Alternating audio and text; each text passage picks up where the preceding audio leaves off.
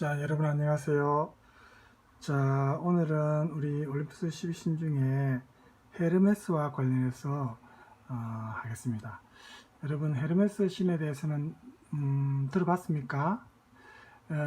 이 신은 좀 역할이 다양합니다. 그래서 우리가 주로 알고 있는 역할은 제우스의, 물론 아들이지만 제우스의 어떤 명령을 전달하는 전령 역할을 하는 신으로 보통 알고 있는데, 그 외에도 수많은 그 역할을 하고 있는 신이 헤르메스 신입니다. 자, 그래서 먼저 헤르메스 신의 그 동상을 하나 제가 찾았는데, 여기 보세요.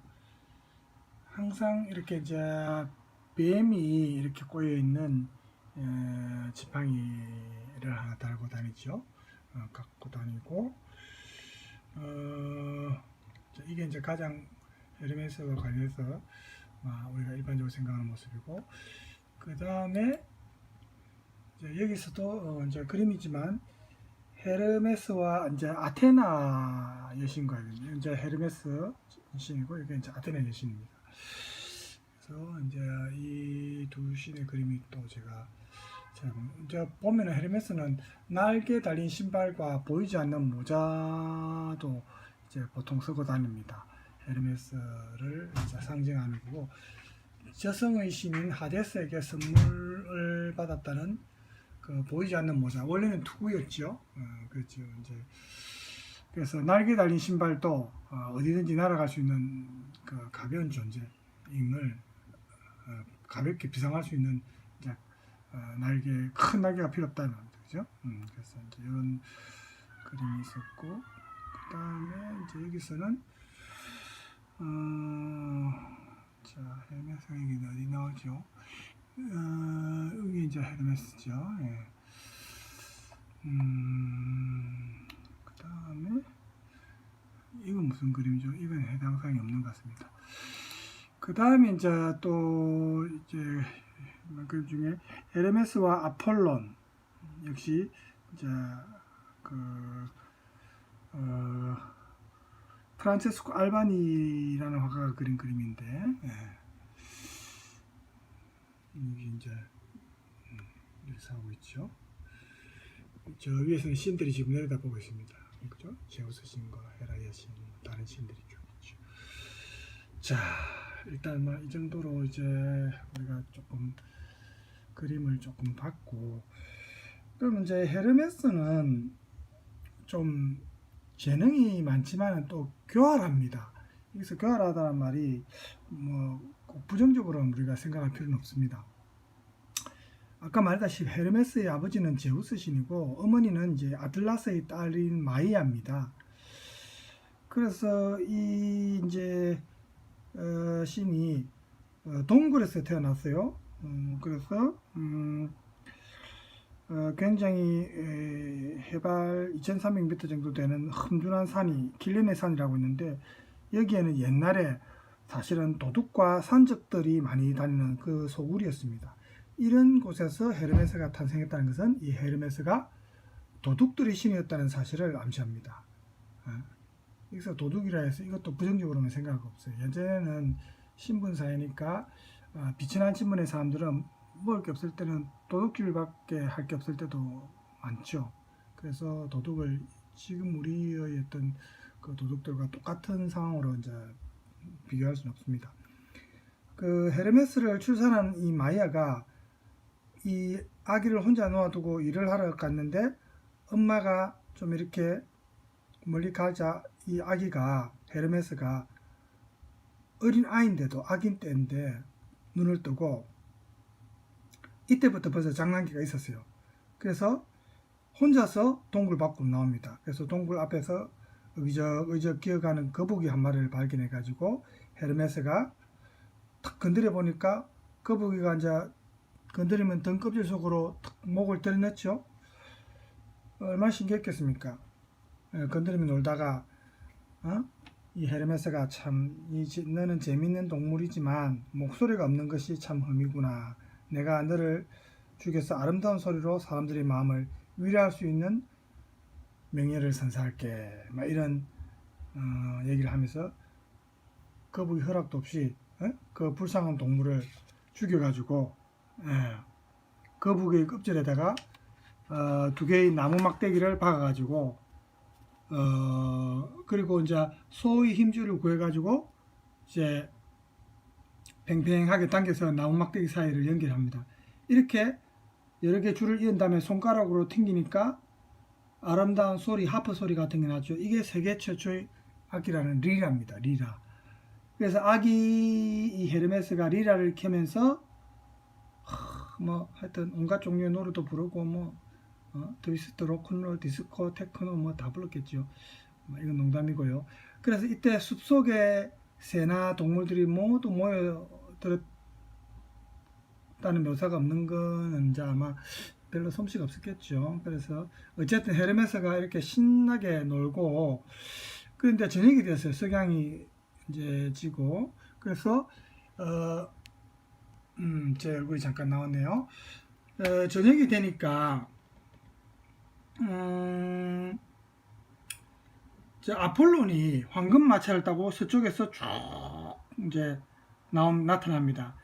그래서 헤르메스가 리라를 동굴 속에 숨기고 아폴로의 목장이 있는 곳으로 가는데 이 헤르메스가 방금 우리가 도둑의 신이라고 제가 얘기를 했지만 아폴론이 이제 그 이복형 아닙니까? 내나 다 제우스가 아버지니까 그죠?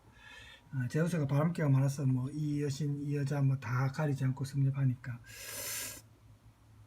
그래서 아폴론의 소를 50마리를 훔쳤어요. 헤르메스는 이 자기 발을 부드러운 풀로 이렇게 감싸가지고 발자국을 흔적을 안 남기고 또 그런 데다가 소들의 꼬리를 슬슬 뒤로 끌면서 뒤로 걷게 해서 소들의 발자국도 반대 방향으로 나게 했다고 합니다. 이렇게 헤르메스가 지금 이렇게 아폴론의 소를 훔칠 때 사용하는 방법은 우리가 사실은 실제로 소도둑들이 옛날에 실제로 사용했던 수법입니다. 이런 걸 보면 이제 헤르메스가 도둑들의 수호신이었다는 우리가 알 수 있게 하는 어떻게 보면 일종의 증거가 아닌가 이런 생각이 들어요. 그래서 이제 헤르메스가 이렇게 훔친 소들을 이끌고 쭉 이제 이 지방을 지나갈 때 포도밭을 지키던 늙은 농부를 만났는데, 이제 농부는 어쨌든 이 어린 소도둑을 물끄러미 바라만 봤습니다. 그래서 훔친 소들을 안전한 곳에 숨기고 헤르메스가 이제 시장길을 느껴서 이제 월계수 나뭇가지를 주어서 마른 등불에다가 이제 불을 지펴 가지고 헤르메스가 이제 최초로 불 피우는 법도 여기서 이제 나오는데 소 2마리를 잡아 가지고 자신을 포함해서 올림푸스 12신에게 바칩니다. 일종의 아부지요, 그죠? 신들의 이제 그 노예음을 사면 안 되니까. 이제 그래서 아폴론이 이제 나타나 가지고 자기 소들이 없어진 걸 알았는데 이제 헤르메스는 시치미를 뚝 떼고 요람에서 살살 천진난만한 아기처럼 나옵니다. 근데 어머니는 속일 수 없죠. 어머니는 이제 마이의 어머니는 알죠. 아이고 이놈아, 너는 평생 남의 물건이나 훔치고 다닐 녀석이구나. 게다가 넌 아폴론에게 복수를 당할 수도 있다. 이렇게 얘기하니까 헤르메스가 엄마, 나도 제우스의 아들이잖아요. 만약 나한테 올림푸스 신들과 어울리는 영광이 주어지지 않는다면 나는 도둑의 두목이 될 겁니다. 그래서 신과 인간의 재물을 사정없이 훔칠 겁니다. 나는 그럴 용기도 있고 능력도 있으니 두고 보세요. 뭐 이런 식으로 당당하게 얘기합니다. 근데 이제 목장에 있던 아폴론이 돌아와 보니까 밤새 자기 소들이 없어진 걸 이제 알았어요. 그래서 이제 소들의 흔적을 찾아 이렇게 다니다가 아까 늙은 농부 있죠? 늙은 농부한테 이제 물어보고 결국은 그 노인이 헤르메스임을 이제 알려주죠. 근데 아폴로는 헤르메스를 겁도 주고 달래도 보고 어쨌든 이렇게 하는데 헤르메스는 계속해서 자기가 사라진 소하고는 관계없다고, 무관하다고 그렇게 이제 주장하고 자기가 이렇게 어린 아기가 무슨 소를 훔칩니까 이런 식으로 이제 주장하고 울기까지 하고 이러는데, 그러니까 아폴론이 할 수 없이 헤르메스를 제우스 신한테 데려가서 심판을 받게 합니다. 그런데 사실은 이게 교활한 헤르메스의 사실은 원래 목적이었습니다. 헤르메스가 내심 바라던 게 바로 이거였어요. 이 헤르메스가 올림푸스로 입성하기 위해서는 아버지 제우스가 이 헤르메스 자신의 가치를 인정해 줘야 된다는 사실을 이제 알고 있었는데, 태어난 이후로 제우스를 한 번도 만난 적이 없죠, 아버지를. 그래서 아버지를 만날 수 있는 기회를 만들기 위해서, 그리고 아버지한테 자신의 이런 능력이나 재능을 보여주기 위해서 일부러 아폴론의 소를 훔쳤던 겁니다. 그래서 아폴론이 헤르메스를 데리고 올림푸스에 가니까 제우스가 헤르메스의 예상대로 반응합니다. 너의 말대로 정말 저 어린 것이 만약에 그런 짓을 했다면 저 녀석은 꽤나 똑똑하구나. 어쨌거나 너희 둘 다 내가 사랑하는 아들들이다. 그러니 이 문제는 너희들이 잘 타협해서 처리하도록 하거라. 아버지는 뭐 이렇게 말할 수밖에 없지 않겠습니까? 그죠? 그래서 이 천하의 아폴론도 아버지의 명을 어찌 거역할 수 없죠. 그 헤르메스도 또 이 기회를 놓치지 않고, 아폴론이 음악을 좋아하는 신 아닙니까? 그래서 아폴론에게 아까 자기가 만든 그 거북이로 만든 리라를 선물합니다. 그래가 이제 타협의 물꼬를 트고, 그래서 헤르메스는 양과 소를 돌보는 목동의 수호신이라는 직분과 함께 제우스의 전령이라는 신분, 아주 중요하죠. 이 역할을 하고, 또 죽은 자들의 영혼을 저승으로 인도하는 직분까지도 얻으면서 올림푸스 12신 대회에 이제 합류하게 되는 겁니다. 여기 보세요. 지금 이제 시인들이 내려보고 있고요. 밑에 헤르메스, 저 날개가 있으니까 이제 이게 헤르메스입니다. 그죠? 보면은 모습을 보면 헤르메스 알고 있어요. 신발 자체가 이제 날개 달린 신발이고 있죠. 자, 그래서 우리가 이렇게 이제 여기서 신화 이면의 내용을 잠깐 생각을 해봅시다. 헤르메스가 도둑과 이런 협잡군의 신이었다는 것은 우리에게 사실은 시사하는 바가 있습니다. 우리는 언뜻 생각해, 아니 신인데 무슨 도둑의 신이면 그게 무슨 제대로 된 신인가 이런 생각을 언뜻 할 수 있어요. 사실은 그렇죠. 그렇지만 이렇게 도둑의 신이 올림푸스 12신으로 추대되었다는 사실은 이제 이제 사회가 안정되면서 그동안 소외되었던 이 암흑가의 무리들도 일반 사회로 흡수되는 과정이다라는 걸 우리가 알 수 있습니다. 전해지는 문헌을 보면은 호메로스 시대 이전부터 이 도둑과 협잡군들도 자기들의 수호신을 가지고 있었는데, 이 시대의 도둑들을 우리가 아까 말했다시피 오늘날의 우리 흉악범이나 뭐 이런 강도들하고 동일시해서는 안 됩니다. 그 당시에는 아까 말했다시피 가난한 평민들에게는 그 사회적으로 출세할 수 있는 길이 완전히 원천적으로 막혀 있었습니다. 유일한 생계 방편은 소작인이나 목동의 신분으로 일하는 겁니다. 그나마 이런 방편마저 제대로 보장 못 받으면 살아갈 수 있는 유일한 방법은 도둑질밖에 없다는 겁니다.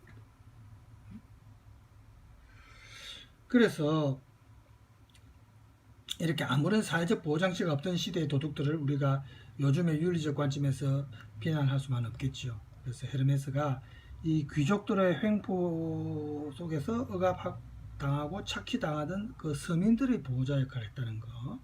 그래서 올림푸스 12신으로 추대되었다는 사실은 우리가 이제 사회적으로 질서가 잡혔다는 걸 알 수가 있고, 그 다음에 그 당시 정치가들이 서민들의 힘을 이제 의식하기 시작했다는 겁니다.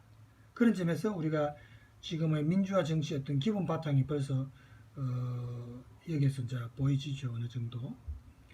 그리고 헤르메스가 제우스의 전령이었다는 사실과 이 헤르메스가 사기꾼이나 상인들이 수호신이었다는 점은 좀 관계가 있습니다. 사기꾼이나 상인이나 전령은 어때요, 여러분? 공통점이 사기꾼이나 상인이나 전령은 공통점이 언변술입니다. 말재주, 탁월한 말재주가 있어야 됩니다. 헤르메스의 이 언변력은 뛰어났습니다. 물론 그렇지만 이 헤르메스의 변론 방식은 아폴론과는 좀 다릅니다. 아폴론의 변론은 좀 질서정연한 논리를 바탕으로 한 것이라면, 헤르메스의 변론은 좀 감성에 호소하는 방식, 그야말로 서민들의 어떤 감성에 호소하는 방식입니다. 그래서 헤르메스는 그리고 또 목동과 나그네, 또 버려진 아이들의 수호신, 고아들의 수호신이었습니다. 목동이나 나그네나 또 거렁뱅이 아이들이 이 공통점은 또 뭐예요? 여기저기 정처 없이 떠돌아다니는 어떤 일정한 거처가 숙소가 없죠. 식사도 구걸해야 한다는 그런 공통점 아닙니까? 그래서 그 당시에는 여행의 안전이 보장되지 못했던 시대니까 이들의 수호신인 헤르메스가 행운을 관장하는 역할을 했다. 이렇게 볼 수 있습니다. 그래서 우리가 길에서 우연히 주운 물건을 헤르메스의 선물이다. 이렇게 그 당시에 여기 사람들이 많이 생각했어요. 이러한 특성도 이제 반영이 된 거고, 헤르메스에게 특별한 신앙의 중심지나 신전이 없던 이유도 그가 이런 신이고 또 길의 신이었기 때문에. 그래서 헤르메스의 조각상은 교차로나 시장 입구 등에 보통 있습니다. 그래서 이런 순수한 그리스 신인 헤르메스는 원래 바람의 힘을 또 상징하기 때문에 제우스의 전령으로서 이제 여기도 나오지만 그 보세요. 여기에 흑백 사진 있죠? 여기에 보면은 나옵니다. 그죠? 날개 달린 모자 쓰고 있죠? 또 날개 달린 신발도 여기 신발도 자세히 보면 날개가 달려 있어요. 그렇죠?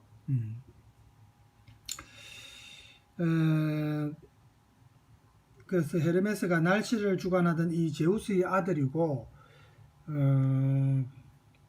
그래서 이제 동굴에서 태어났다는 것은 옛날 고대 북유럽의 바람의 신인 오딘이 있습니다. 이 오딘이 동굴에서 기거했거든요. 그래서 이런 거하고 연관성이 좀 있을 수 있고, 그래서 헤르메스가 또 앞에 우리가 인류의 탄생과 관련해서 최초 여성인 판도라에게 이름을 부여했던 것도 헤르메스죠. 그래서 헤르메스가 어쨌든 이런 다양한 역할을 했다는 거. 그래서 이 헤르메스도 직함에 어울리게 바람둥이였습니다. 아버지 제우스 신 못지않게 여러 연인이 있었어요. 미의 여신인 아프로디테와의 사이에서 태어난 자식이 있죠. 헤르마프로디토스라고 있습니다. 양성입니다. 자웅동체를 의미하는 영어 단어 어원에서 이제 우리가 보면 알 수 있죠. 그래서 이 헤르메스와 관련해서 이제 이런 여러 가지 에피소드가 있는데, 제가 이제 헤르메스와 관련한 그 영상을 좀 찾아놨는데 잠깐 볼까요? 짧은 거 먼저 하나 봅시다. 모르시나요? 네, 맞습니다. 네이버의 상징이라고 할 수 있는 날개 달린 모자인데요. 네이버, 그죠? 자, 그렇다면 혹시 날개 달린 모자 하면 떠오르는 인물이 있으신가요? 네, 바로 이 모자의 주인인 그리스 신화 속 12신 중 한 명인 헤르메스입니다. 헤르메스는 다른 신들처럼 강력하진 않지만 이 모자와 어울리는 특별한 능력을 가진 신이라고 하는데요. 오늘은 전령의 신 헤르메스 집중 탐구, 헤르메스가 가진 능력들에 대해서 알아보도록 하죠. 날개 달린 모자 못지않게 헤르메스 하면 딱 떠오르는 아이템이 있었으니 바로 날개 달린 신발 탈라리아인데요. 헤르메스의 신발 탈라리아는 날개가 달린 만큼 무려 신는 것만으로도 날아다닐 수 있는 능력이 생기는 신의 아이템이라고 합니다. 특히나 단순히 하늘을 둥둥 떠다니는 것이 아니라 세상에 존재하는 어떤 새보다도 유연하고 빠르게 날 수 있는 비행 능력이 생긴다고 하는데요. 헤르메스가 전령의 신으로서 활약할 수 있었던 것도 탈라리아로 얻은 어떤 신보다도 뛰어난 기동력 덕분이었던 것. 여담으로 네이버가 헤르메스의 모자를 마스코트로 선정한 이유도 헤르메스처럼 빠르고 정확한 정보를 찾아준다는 의미였다고 하네요. 이제 네이버하고 아무 관계 없습니다. 갑자기 네이버 PR 하는 것처럼 되어버렸는데 어쨌든 헤르메스하고 관계가 있네요. 그죠? 여러분들도 잘 아시다시피 헤르메스는 제우스를 포함한 많은 신들의 전령으로서 활동했는데요. 최고신 제우스의 뜻을 하위 신들에게 전하거나 신들의 뜻을 인간에게 전하는 중요한 역할을 맡았던 것이랍니다. 이렇다 보니 헤르메스는 신으로서도 특별하게 어디든 갈 수 있는 특권을 가지고 있었는데요. 가령 아무리 신이라 할지라도 입장이 제한되는 하데스의 지옥도 헤르메스만큼은 자유롭게 드나들 수 있었다고 합니다. 이 특권은 헤르메스의 뛰어난 기동력과 엄청난 시너지를 발휘했다고 하네요. 교화라돼 있죠. 아까? 사실 헤르메스는 다른 신들처럼 뛰어난 강함을 가진 신은 아닌데요. 하지만 굳이 싸우거나 전투를 벌이지 않고도 상대를 제압하고 자기 편으로 만드는 능력이 있었으니 바로 뛰어난 말재주와 게임이다. 실제로 제우스의 명령으로 이오를 구출할 당시 헤라의 부하인 눈 100개 달린 괴물 아르고스의 감시를 뚫어야만 했는데요. 이때 헤르메스는 아르고스와 맞짱을 떠서 제압하는 것이 아닌 지루한 이야기로 잠에 빠지게 만든 뒤 손쉽게 처리하는 영리함을 보여줬다고 합니다. 또한 헤르메스는 바람둥이 제우스의 바람의 결과물임에도 불구하고 예외적으로 헤라에게 꽤나 사랑을 받았는데 그 이유 역시 바로 사기. 헤르메스는 어린 시절 헤라의 자식인 아레스인 척하면서 헤라의 젖을 주기적으로 먹었고 헤라도 모르는 사이 헤르메스에게 정이 생겨버린 것인데요. 이렇듯 헤르메스는 상식을 뛰어넘는 깨를 이용해 다양한 사건을 해결했다고 하네요. 그러니까 아까도 나왔지만 태어날 때부터 벌써 소를 훔친다든지 거북이 그 등껍질로 해가 아기를 만드는데 태어날 때부터 벌써 장난꾸러기고 꾀가 많았어요. 그죠? 그래서 헤라한테도 그런 식으로 이제 자기 꾀를 이용해서 사랑을 받았던 것 같아요. 지금까지 전령의 신 헤르메스의 능력에 대해서 알아봤는데요. 씻는 것만으로도 빠르고 유연한 비행 능력을 얻게 되는 탈라리아. 입장 불가 지역 없음. 원하는 곳이라면 어디든 입장할 수 있는 신들의 전력. 뛰어난 말재주와 거짓말을 이용해 싸우지 않고도 이기는 능력. 꾀의 신. 헤르메스가 가진 능력 중 여러분들이 가지고 싶은 능력은 무엇인가요? 네, 물론 다 가지고 싶죠. 네, 자, 그 다음에 또 헤르메스와 관련해서 조금 한 번 더 우리 복습하는 의미로 또 봅시다. 신화이기 때문에 너무 황당한 이야기를 할지라도 그냥 그대로 동화같이 들어주십시오.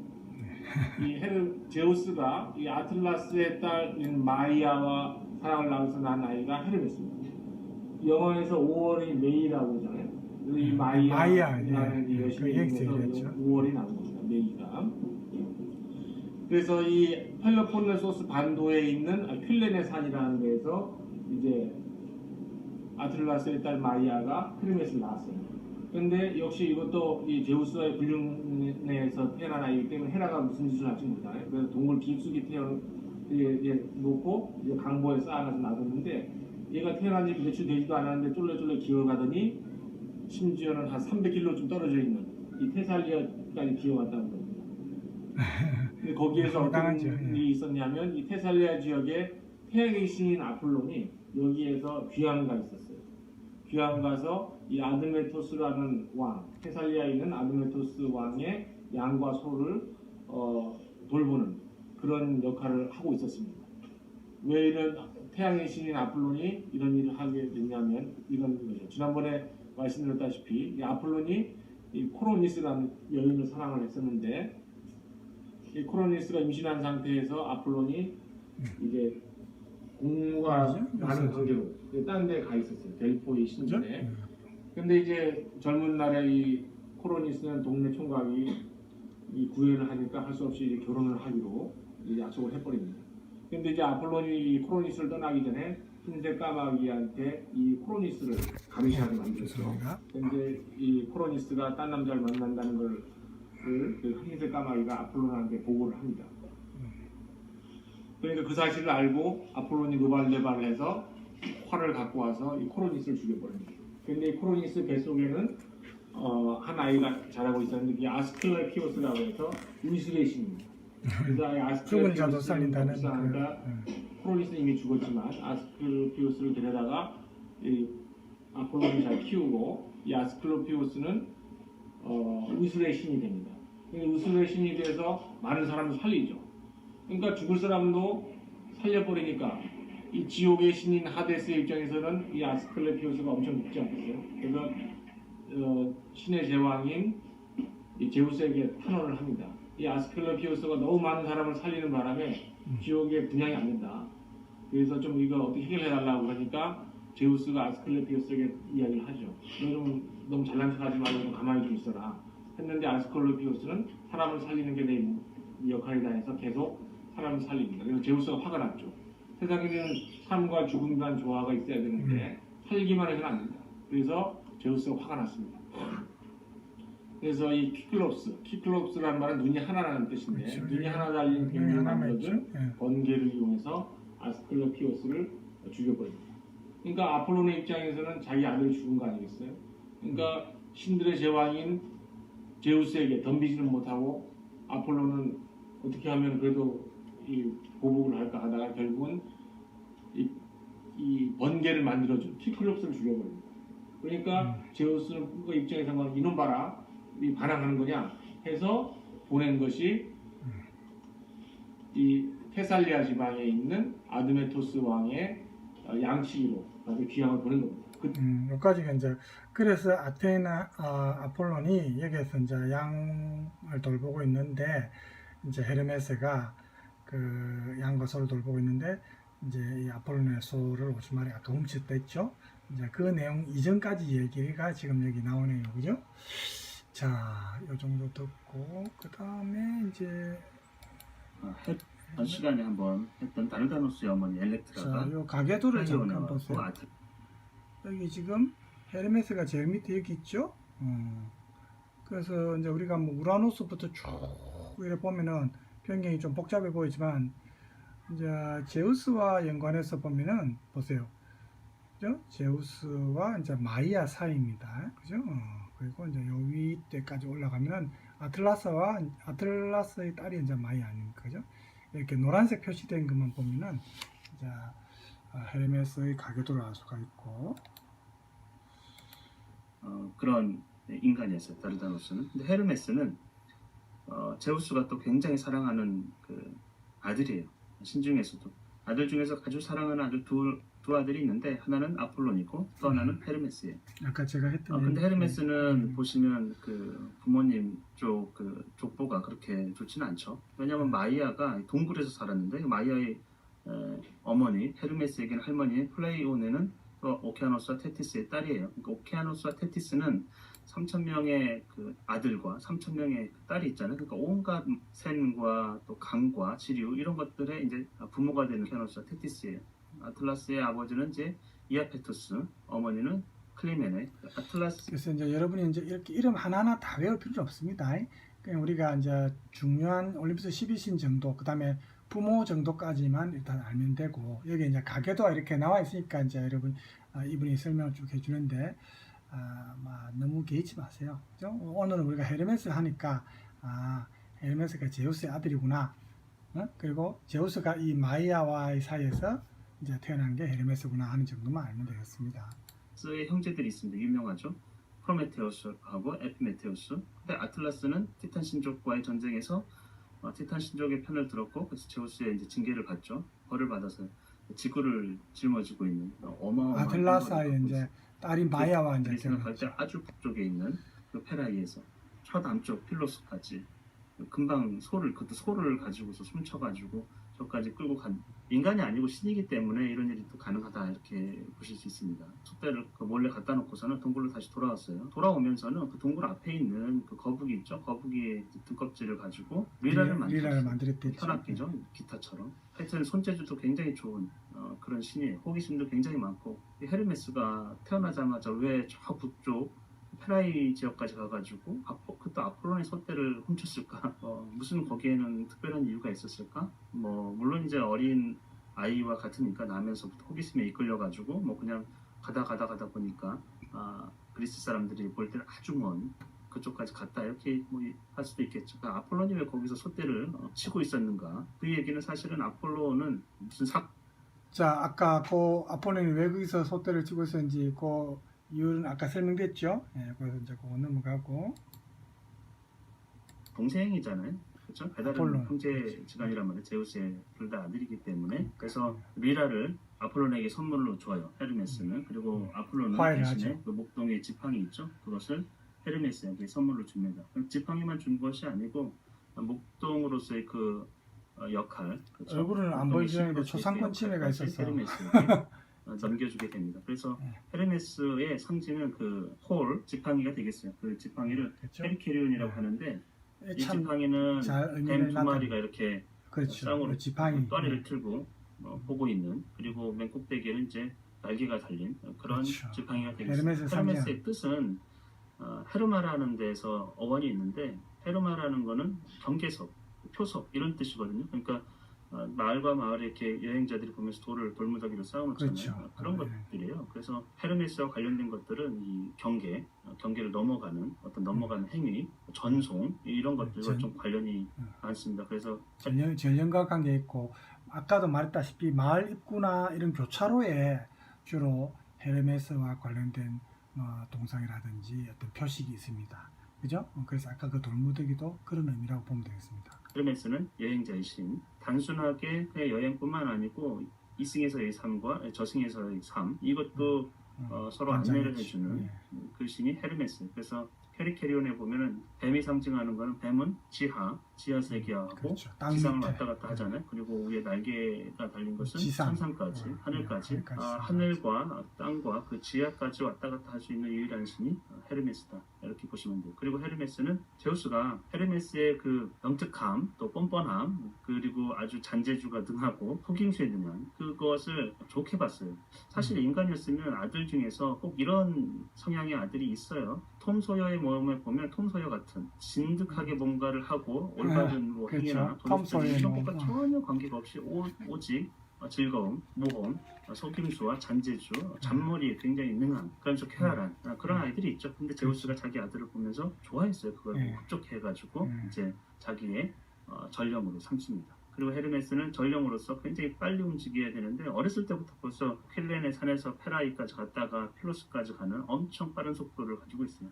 모자, 여행자의 모자, 상이 긴 모자거나 여행자들이 쓰는 또는 이제 거기에 날개가 달린 모자. 이게 제일 상징적이죠. 샌들을 신는데 황금 샌들이에요. 근데 거기도 날개가 달렸어요. 그래서 굉장히 빠른 속도로 명령을 전달하고 수행하는 그런 특징을 갖습니다. 그래서 헤르메스의 상징은 그 날개 달린 모자와 날개 달린 샌들과 그 다음에 지팡이, 페리케리온이 되겠어요. 헤르메스는 아까도 얘기했지만 교환, 전달, 또 건너가는 행위 이런 것들과 굉장히 관련이 있고 또 그러면서 상업의 신이에요. 상업의 신. 그러니까 상업이라는 건 마을과 마을 사이에 왔다 갔다 넘나들면서 서로 주고받는 그런 행위들이잖아요. 무역을 한다든지 상업을 잘하려면 말 재주도 굉장히 좋아야 되고 잔머리도 좋아야 되고 능수능란해야 되죠. 그렇죠?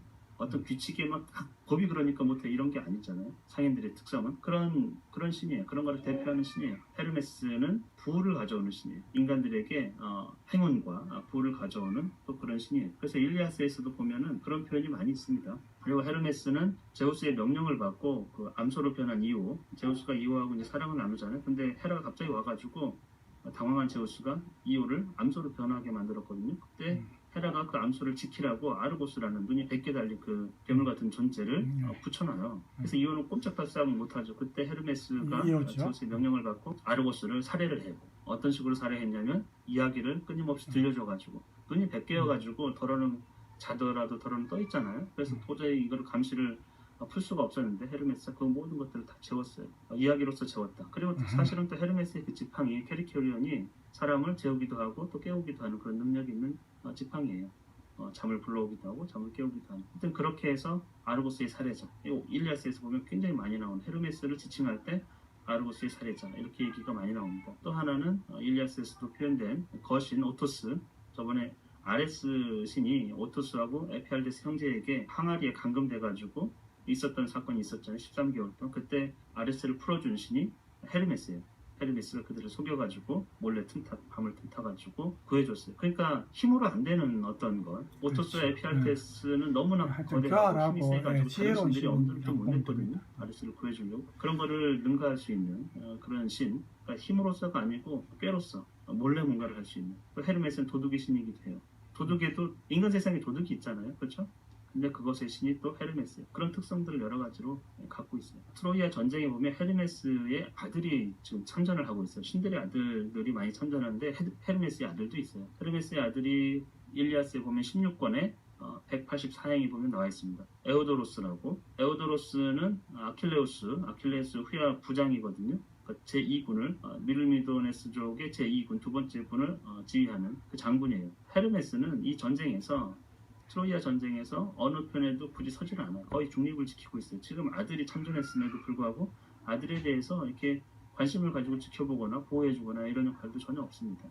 명목상으로는 그리스군에 소속돼 있어요. 전쟁에서 신들이 막 참여하면 나갈 때. 근데 보시면 레토 여신하고 이렇게 1대1로 붙을 때 보면 그냥 양보를 해요. 레토 여신에게 힘으로서는 안 되겠다고 그냥 얘기하더라. 그러면 이제 얘기해라. 그래서 전혀 싸우지 않는. 꾀를 또 하나의 많이 중요한 쓰죠. 역할은 일리아스에서 가장 이제 헤르메스의 성격 두드러지게 보여주는 장면이 있어요. 그 프리아모스 왕을 만나게 되는 제우스가 마음의 결정을 합니다. 헥토르의 시신을 돌려줄 수 있도록. 그래서 테티스 여신에게 가가지고 아킬레우스를 설득하게 하고, 그렇죠? 헤르메스를 보내가지고 프리아모스 왕이 이제 헥토르의 시신을 가져올 수 있도록 잘 안내를 하라고 해요. 그래서 보시면 첫 번째는 제우스의 명령을 받아요, 헤르메스가.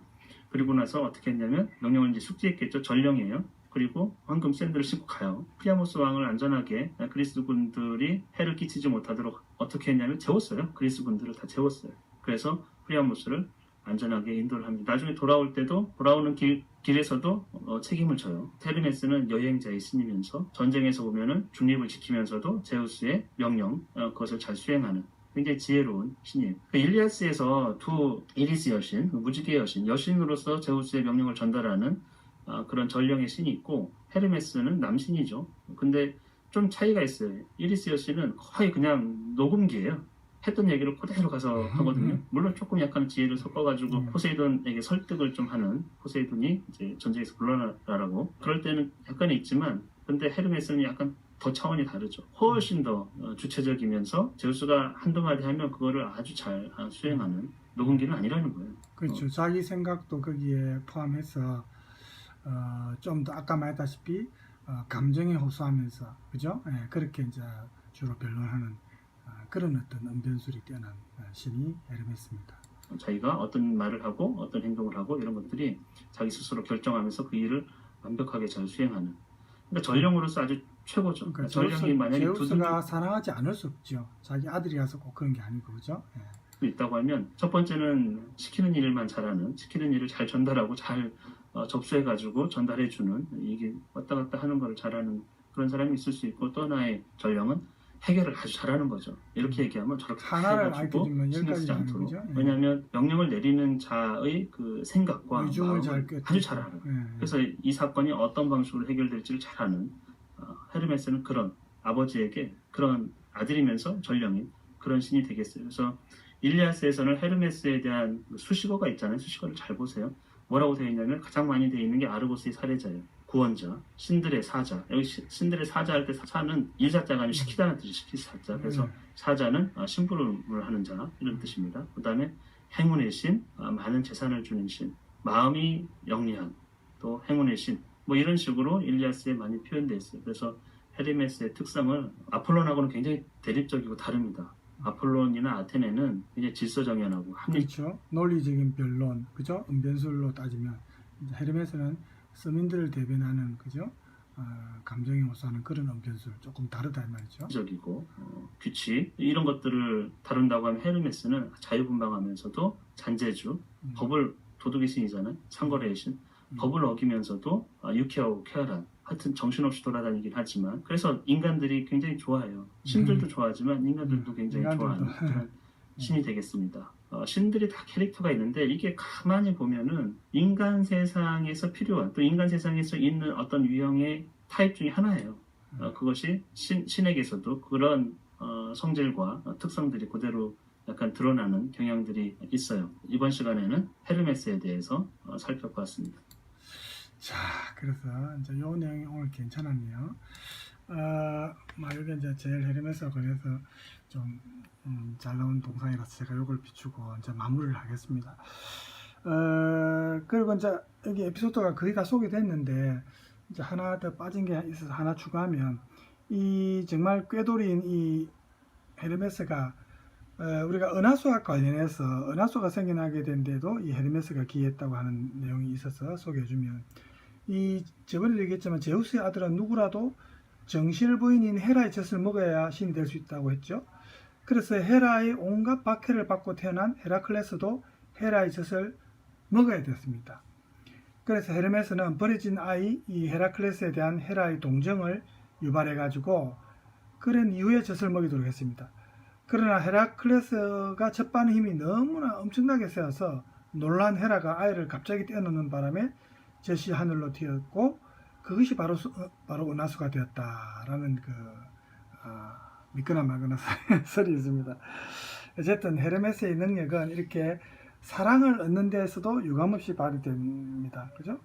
자기 스스로도 아까 말했다시피 또 사랑의 여신인 아프로디테와 사랑을 나눠서 자식을 얻었댔죠. 그 이름이 뭐라 했어요? 아까 헤르마프로디토스라 했죠.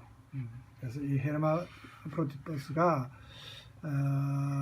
너무나 이제 소년인데 아름다웠는데 이 아름다움에 반한 요정 살마키스라고 있습니다. 이 요정이 이제 접근하는데 아직은 이 헤르마프로디토스가 사랑에 눈뜰 만큼 성숙하지 못했던 나이입니다.